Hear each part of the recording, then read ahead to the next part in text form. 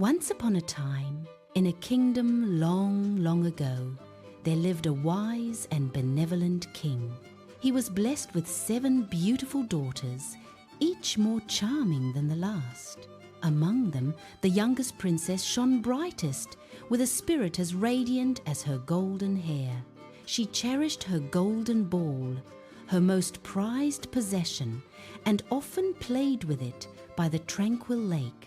On a particularly sunny afternoon, the princess was enjoying her game near the water's edge. With a playful toss, her beloved golden ball arced through the air, then, to her dismay, splashed into the deep lake. Her heart sank with the ball, and tears welled in her eyes as she cried, "My beautiful ball is gone!" Her sobs echoed softly across the water, a sound of pure sorrow from the young royal. Suddenly, a small green frog emerged from the reeds.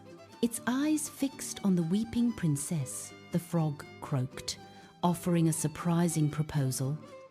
"If you make me your friend, I can retrieve your ball," he continued. "You must share your meals with me and promise to let me sleep in your soft bed at night." Desperate to have her ball back, the princess quickly agreed, "Yes, okay, I promise." With a swift dive, the frog vanished beneath the surface, only to reappear moments later with the shimmering golden ball. As soon as the ball was safely in her hands, the princess, forgetting her promise, turned and ran back to the palace. That evening, the royal family gathered for a grand dinner, the king seated at the head of the table. A peculiar croaking sound interrupted their meal, coming from just outside the heavy palace door. The king, puzzled, inquired, "Who could be calling at such an hour?"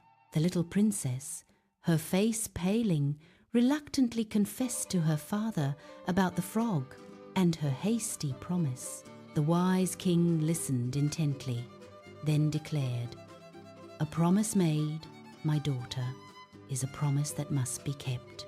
Despite the princess's indignant glare and silent protest, the king insisted the frog be brought to the table. The small amphibian was given a place of honor, much to the princess's embarrassment and displeasure. After the elaborate meal concluded, the princess prepared to retire to her private chambers. As she rose, the frog let out another plaintive croak. "What will become of me now, princess?" her father gently reminded her. "My dear daughter, I trust you haven't forgotten the importance of your word."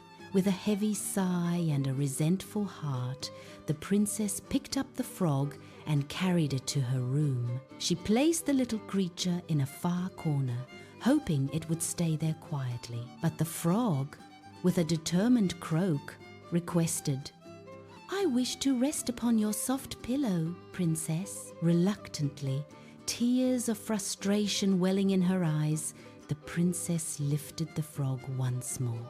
She placed the cold green creature onto her silken pillow, a shiver running down her spine. Suddenly, a brilliant light filled the room, and before her astonished eyes, the frog transformed. In its place stood a handsome prince, his eyes kind and his smile gentle.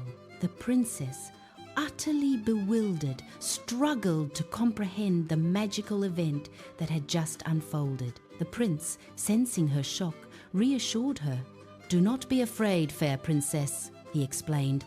"A wicked witch cast a spell upon me, turning me into a frog, and only a princess's kindness could break it. Now I am free from the enchantment, and we can truly be friends," he declared with a grateful heart.